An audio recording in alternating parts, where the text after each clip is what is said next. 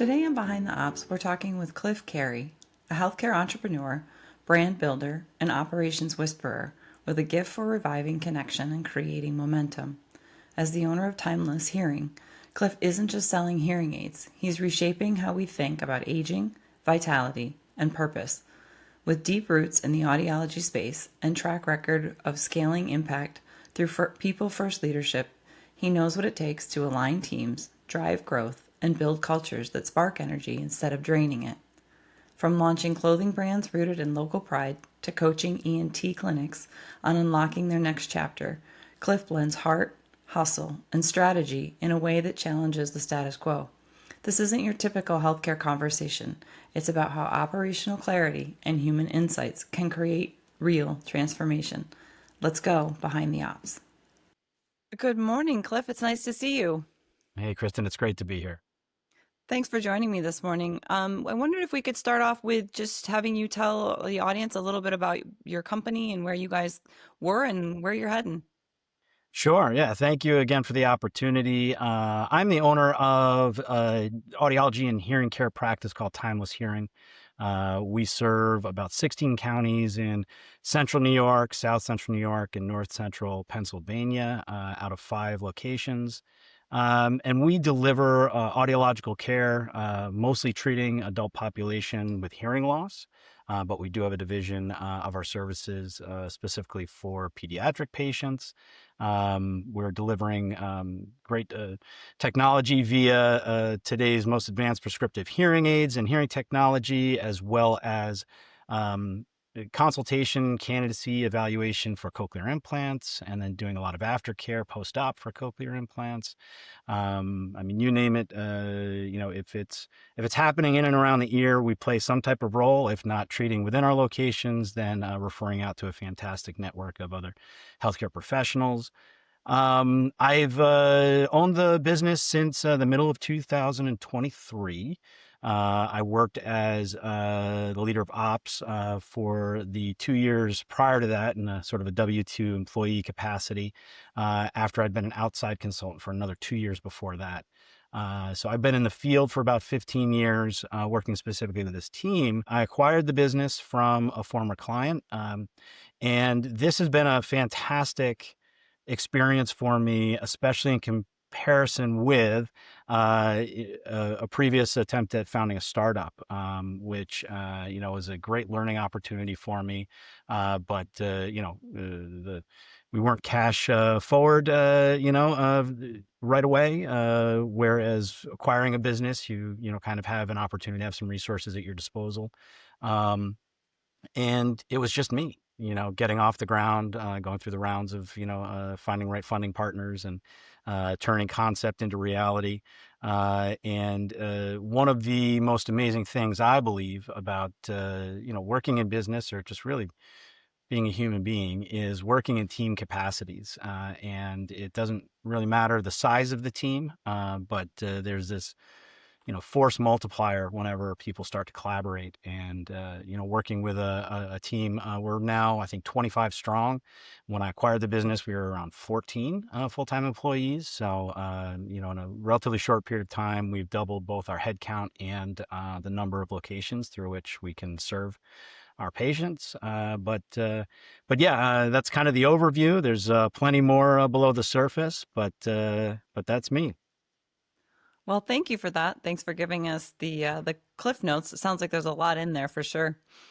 So I know we've talked about it before. Operations is not something that everyone thinks is the cool job, but we all know that it's a very important job. It's what builds the growth patterns and the exponential growth, which it sounds like you've had given your growth in both position and people and locations.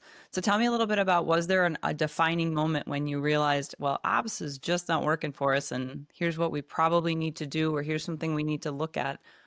Yeah, I mean, so there's sort of a general answer and there's definitely some specific answers, but there's this concept in the growth of any company that, every time you 3x your revenue, your systems break. And it sounds pretty simple and straightforward, but what the reality is while you're growing toward 3xing your revenue, all of Right. your systems are actively breaking, right? And so, you gotta have a mindset of, what is our best strategy or plan of attack for the realities of today? And then a future focus on what are we going to need 6, 12, 18, 36 months down the road, knowing that like you're not going to be able to forecast everything. There are just too many variables and external influences and forces, market forces, Right. cultural forces, regulatory forces that are going to impact your business, and you're going to have to adapt. And one of the things that can be the most difficult for an entrepreneur is to have an idea, to put a plan in place to reach that idea, and then at a certain point along the way says, my plan isn't working and I've got to come up with a new plan. And so it's really important to build sort of an instinct for, if things aren't working, there's certain indicators you're watching, whether it's just top line rev or profitability, whatever it might be. If things aren't meeting your expectations, you've got to do a self check and ask yourself, is it because we haven't committed enough to the plan? Is it because we haven't allowed this plan to breathe and to execute through a number of cycles long enough for it to grab traction? Or is it that the plan just stopped working?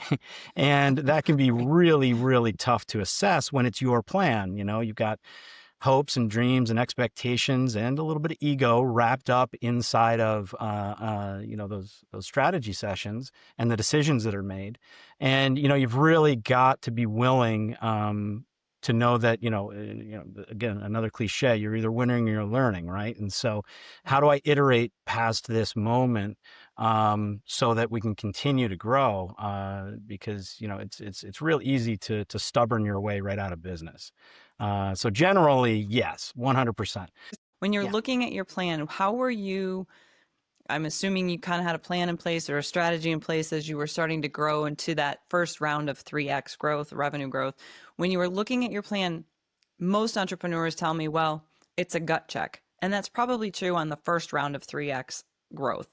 On the second round of 3x growth, you typically need to have a little more structure or repeatable process and procedure in place. Where did that fall for you? And was it in the first 3x? What is it in the second 3x, or is it in progress now?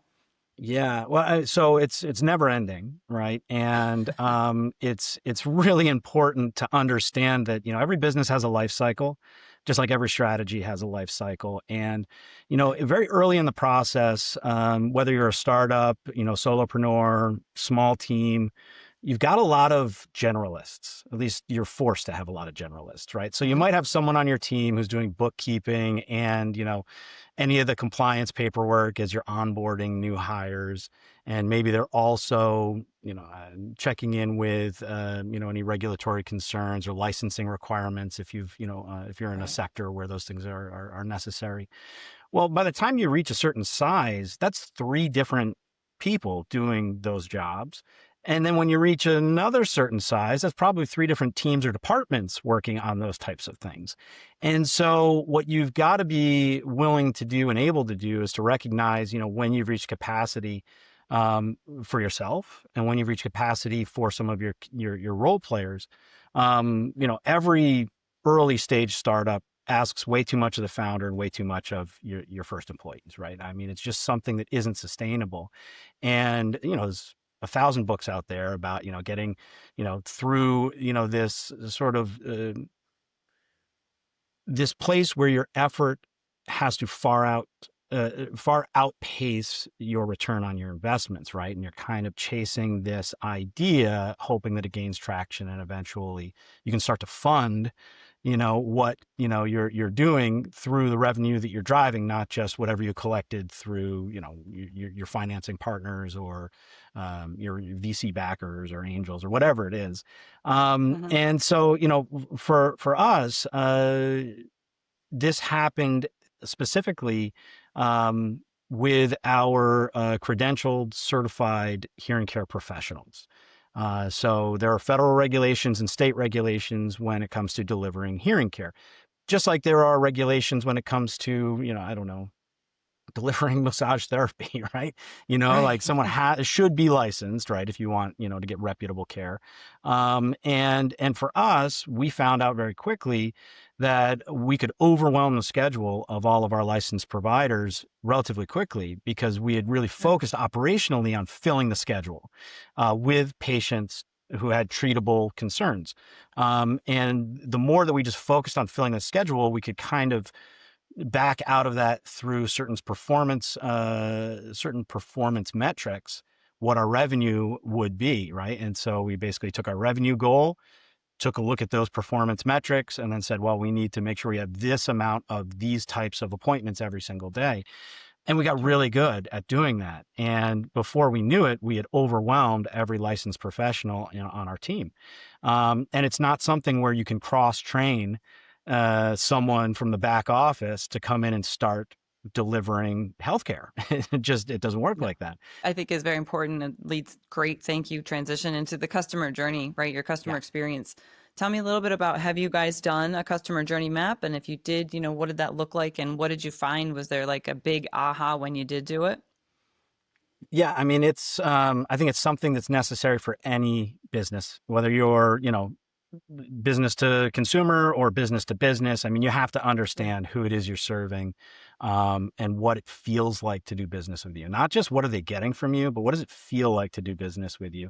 Because there's too much Right. choice in the marketplace. I mean, there are very few service or product segments where, there's so few competitive alternatives that you're kind of locked into doing business with someone you really would rather not. Right. I mean, Right. it just in a free market capitalist society like we have, that becomes an industry that is ripe for disruption, and Sure. more entrants that come in, the better you had better be at delivering great Right. customer experience. Yeah. So for us, the toughest thing about treating hearing loss and hearing conditions is that the vast majority of people in treatment, they're suffering from age-related hearing loss. And Right. even though longevity, healthy aging, preventive healthcare, wellness, I mean, these are all really, really exciting service segments and product segments to be in right now. There's still an inherent psychological block associated with aging in general. I mean, Right. it can be very difficult for men to lose their hair, for both men and women to go gray, to have to start wearing glasses where you didn't have to for, most of your life.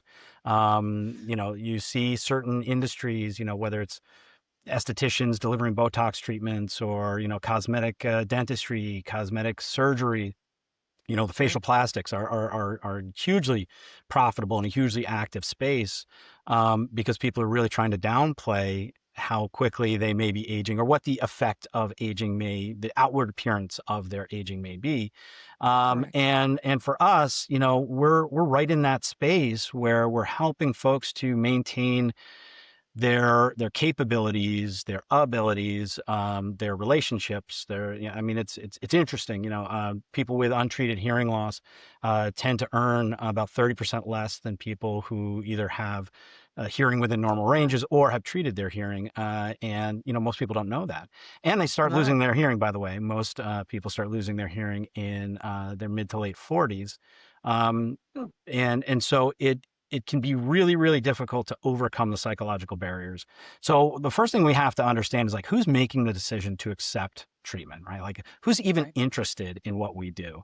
And it's very clear to us that when folks start to get a little bit desperate because their communication is just broken down between them and their spouse, them and their children. If they're still in the workforce, their ability to, communicate at work and with clients. Those folks are just intrinsically motivated to seek out treatment and accept treatment. But we're really interested in meeting folks well ahead of that, Right. 15 years or more before that, they started losing their hearing, and it did start making a meaningful impact. And of course, meaningful is a highly subjective term. Sure. On paper, it might be considered a very slight um, hearing loss, and this would manifest as like some minor inconveniences, but a minor inconvenience at the wrong time can lead to missed opportunities and misconnections. We execute about 2,400 individual patient appointments every month. So we've got pretty good Wow. data sets when you take a look at Yeah. like, a year's worth of data or more. We're treating twice as many women as we do men, even though men are twice as likely to have need for our services. And that's just because women are just inherently better at taking care of medical concerns. Sure. There's research out there that shows that married men live longer than unmarried men. And it's because they've got a woman in their life who's divulging all of the symptoms when they're in with the doctor, well, Right. don't forget, Harry, we also had that, itchy toe thing or whatever it might be, right? Right. And then, of course, when treatment is recommended or prescribed, women are much more likely to keep men compliant with treatment.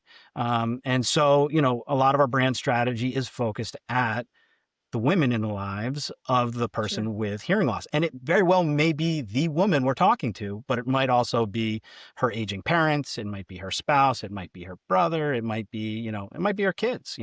Right. And so, that was a very, active choice that we made once we started looking at, who's showing up for treatment when we were actually engaging with and attracting new patients. And then how do we influence them and engage them even more so that we can increase our impact. It's really a passionate plea that they join us on this adventure, join us in treating patients, the communities that we serve, to a higher level using the most recent research that's out there. And so, once our patients make it into our practice, um, they're primed to say no, not yet. Right. So we have to be really good at understanding what the psychological friction points are. And in any sort of commercial decision making, there are off ramps, right? Where someone can say, no, this doesn't seem like the right office. This doesn't seem like the right individual. This doesn't seem like the right culture. This doesn't seem like the right product. This doesn't seem like the right time. This doesn't seem like the right price point, right? I mean, all of these things are built into getting your customer to say, yes, I'd love to do business with you and I'd like to get started today. And so we Right. try to engineer our space to remove friction, right? And that forces us every single day to walk into every one of our offices and to, as much as we can, view it as if we were stepping into that space for the very first time. And so is there a unsightly stack of paperwork sitting over here? Is there dust built up on the end table near the seats in the waiting room? Are there stains on the carpets? Is there edgy, too edgy music playing in the background, right? Oh, funny. You'll go into certain doctors' offices, and this could be, dentist or, any type of, specialist, and you'll see like People Magazine and Golf Digest sitting on the table. And we make an active choice that if we've got our patients captured, that we would rather have literature that actually continues to educate and engage them in the treatment they may be pursuing that day, right? We want to broadcast to that patient that this is the place to be. And if you do make the investment today, you're going to get the results that we're talking about. And then So, Cliff, are you communication doing that strategy. with Oh, your good. staff? So, is that staff training? Is that part of the kind of the operating model is to train you? Again, I think you and I talked about it where every engagement with a customer is basically a sales opportunity for Yeah. anyone, right? It can either go really good or really bad. And if that it's good, then it's a good sale, right? Yeah. So are you working with each member of your team to kind of teach them, or do you have a playbook? How do you carry that message through your entire operating group? Yeah, so it's interesting. Yes, the short answer is yes. The longer answer is you have to infuse this philosophy into everything that you do. From the job description when you post an opening, through the interview process, through the onboarding process. Like you don't want someone to be working with you for 6 to 8 months and then be like, oh, by the way, we need to make sure that we're really thinking about the patient mindset. It's like they're gonna be, Right. what are you talking about? It's like we have to talk about that from day one. And so we have a couple different playbooks. We have, standard operating procedures manual, which is, Sure. kind of like the infrastructure onto which we build the heuristics or the feeling, the experience of what's happening. That lives more inside of one, our mission statement, two, our training and onboarding. I like to call it a bingo card because it's the responsibility of every team member that enters our practice that they develop themselves. Now we're Sure. going to expose them to a lot of concepts. We're going to give them tons of resources. We're going to give them tons of training, tons of feedback. We talk about this a lot before they ever agree to come to work for us. But they're responsible for all of it. So they kind of own this document, which has all the things that we've listed out. And a lot of it is very, technical as far as like push this button when you want this monitor to turn on. I mean, not that granular, but it's going to be somewhat like this is how you do your job.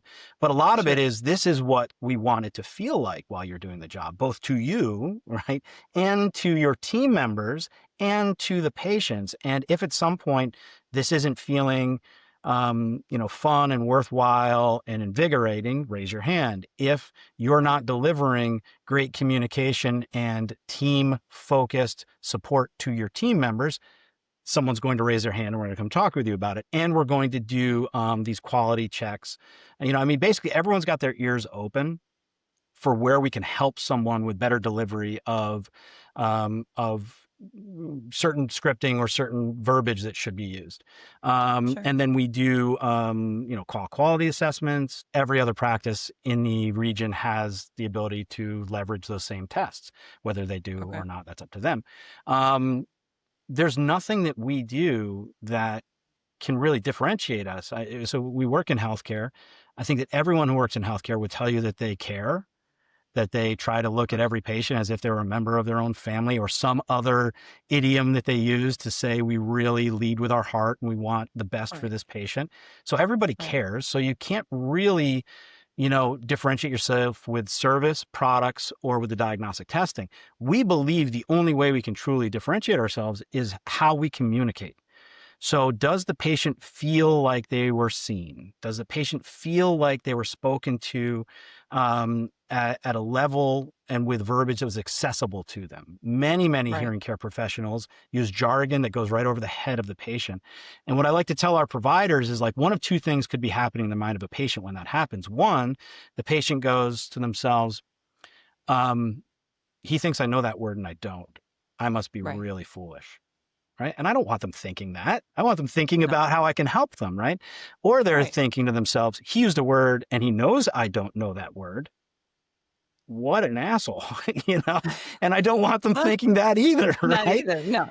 So it's really important, and I'll often, say, look, Steve Jobs, when he launched the iPhone, the iPad, and the iPod, right? These are three Right. of the, largest product launches, that were distributed to probably the largest population up until that point in the world.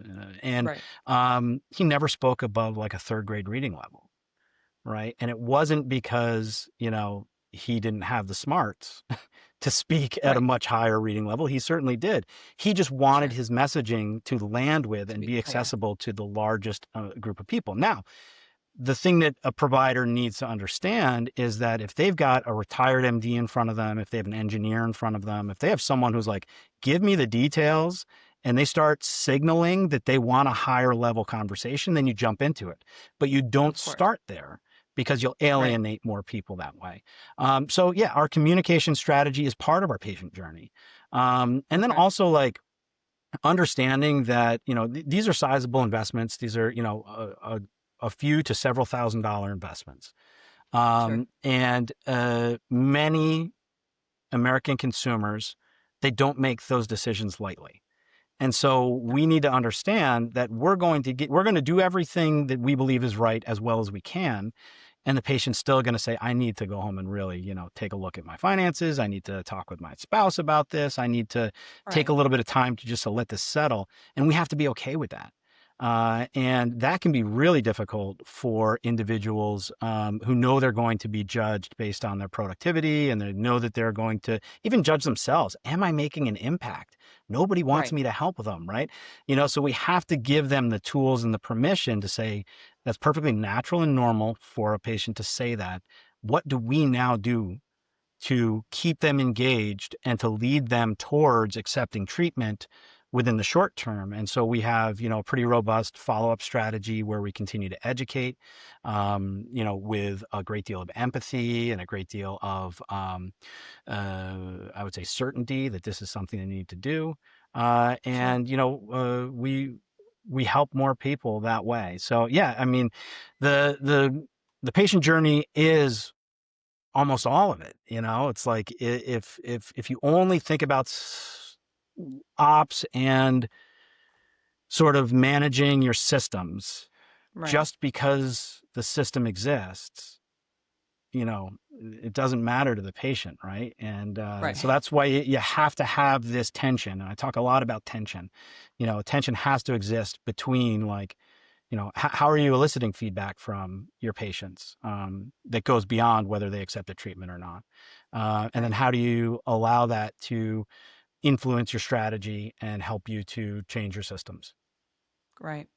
So That if was you a had lot, it to so do sorry. kind of all over, right? If you were to start back at the beginning, the beginning of maybe your entrepreneurial journey, Yeah. more than even when you were running ops, or maybe when you were running ops, what would you go back and do first from an operations perspective? Oh my God, if I had done this first, it probably would have made my life easier. Yeah, you know, I think this happens with a lot of entrepreneurs.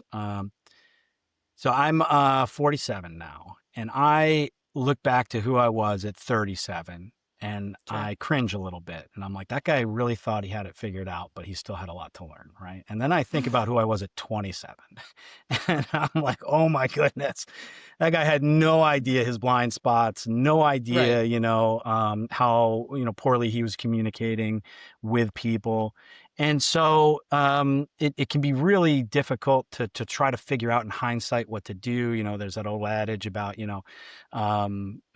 wisdom is wasted on the elderly, right? And youth, just won't listen, right? And so I was Right. very much there too. So I was lucky enough to have a number of mentors that could Key. speak very plainly to me. Um, could kind of lay it on the table and talk about, look, you've got potential, but if no one wants to work with you, potential doesn't matter, right?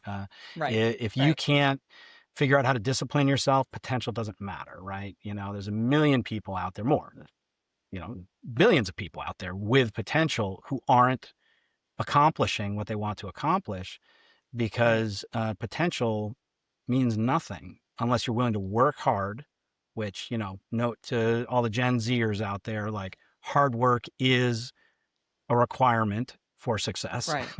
no Right. matter what, you're seeing from an influencer on TikTok or YouTube. Hard Right. work, and then, like, communication. And you have to see value in other people. You really do. I really am fond of this idea that there are only a couple things in life that you get to do by yourself. And, that's mostly just decision making, to tell you the truth. You can Mm-hmm. decide the direction you're going to go in and decide if you need to change it. Like, that's your decision, right? You can ask for Right.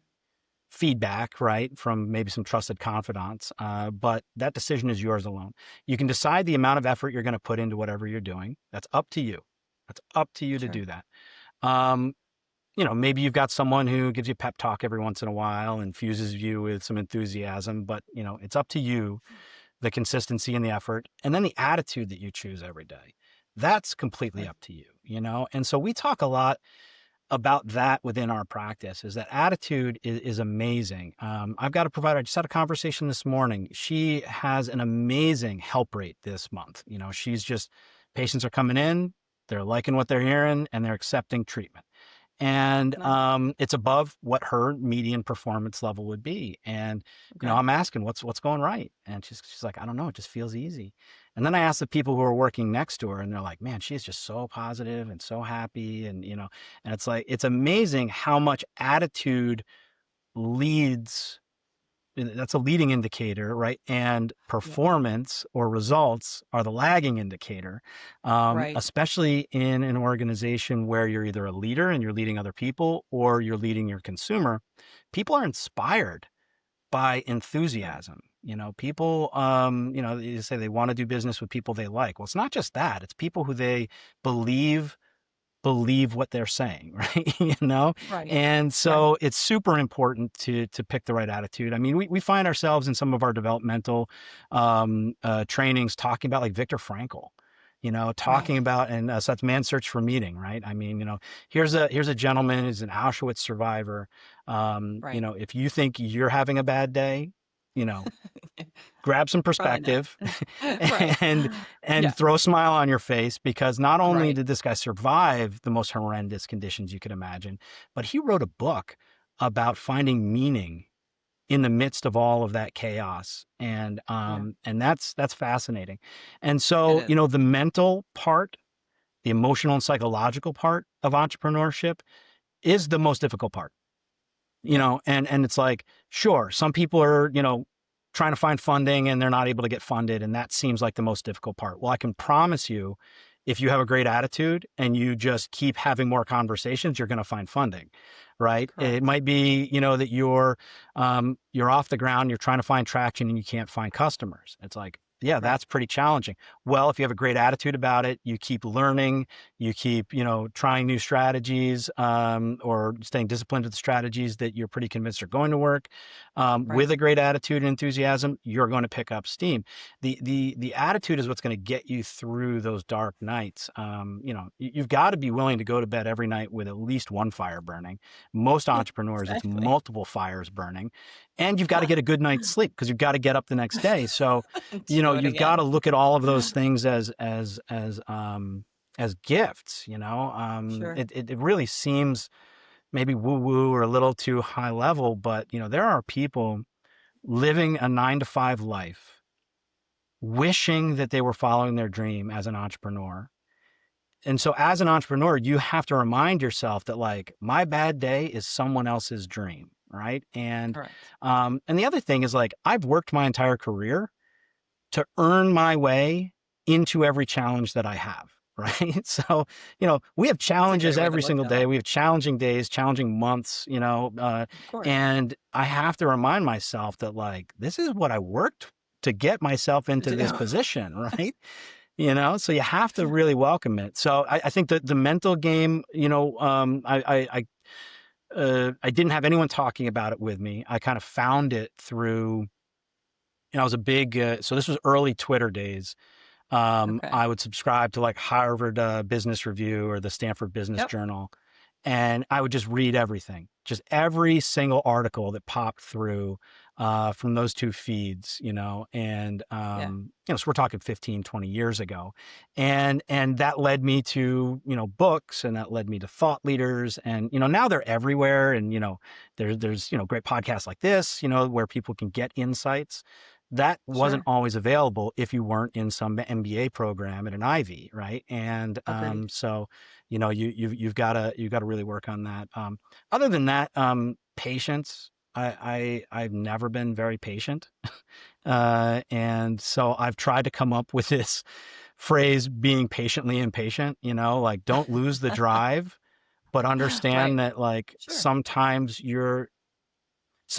holding the line was the best thing that could have happened that day, right? Because you could have taken 3 steps backwards, but you held the line, right?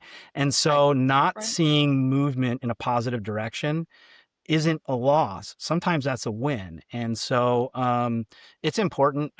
Everything in entrepreneurship takes longer than you think it will. Everything in business takes longer than you So think true. it will. And you know, that's again one of the things that we're really trying to grapple with the talent pool that's available for us with young professionals is they're so impatient. They Right. believe that there should be an immediacy. You know, they put in not even all of their effort. They put in some effort and they expect to be a success. And it's like, Exponential. you know, Yeah. you've just got to keep going. Jim Rohn used to, and I don't know if you ever listen to any Jim Rohn's cassettes or anything, but he's amazing. But he used to talk about like, if I asked you to get down and do as many push-ups as you could do right now, it's like some of you could do 10, some could do 5, some Right. would barely get 1, and you tell me you were done. And then if we waited 5 minutes, you could at least do a couple more, right? And it's Right. like, you know, you're not tapped out when you think you are. You know, we don't use, you know, but a fraction of the potential of our cognitive abilities. We don't use a fraction of the potential of our compassion and empathetic abilities. We don't use a fraction of our physical abilities. Right. You know, you've really just got to, you got to be committed. Hmm. Like that's huge. I think a lot of people bail when the going gets tough, and that doesn't mean that you're Right. not going to fail, but it's like, well, what do you do after No. failure? You know, do you jump right back into the workforce with a W-2, or do you figure out the next version The of next, your, dream, your and you go plan. for it? Right. Well, Cliff, thank you so much. I think we can all safely say that we've learned that attitude is everything. I think you've given us lots of examples of how we face the day and how the outcome of that day is 100% based on our attitude and then the effort we put in it. So I appreciate you very much. Thanks for coming on. Thanks for all you do to help the population. I appreciate it. Kristen, it's been a pleasure. Thank you so much. Thanks, Cliff. We'll talk to you soon.